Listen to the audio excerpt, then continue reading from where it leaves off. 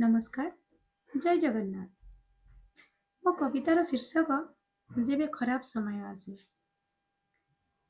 जीवन रे दस्तखत देई थाए किछि खराब समय बिना निमंत्रित होई जेबे आसी थाए एई खराब समय दोहलाई देई थाए मन प्राण हृदय अमा अंधकार रे लुप्त होई जाए सुखर झर। आम प्रिय परिजन आत्मीय सज्जन बोलाउथिबा मनीष माने शीतल चंदन लेपुथिबा मनीषटी सुमधुर बाणी रे कथा हेउथिबा मनीषटी निमिषके केमिति रंग बदलाई थाए सते जेमिति अजणा व्यक्ति।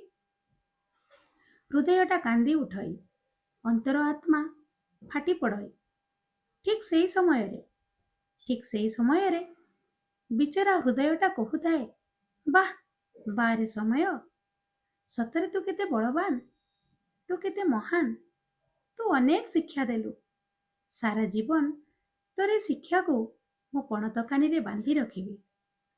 आपणार बोलाउथिबा मनीष सब चिन्हा लागुथिबा मनीष केबे आपणार होई न थाए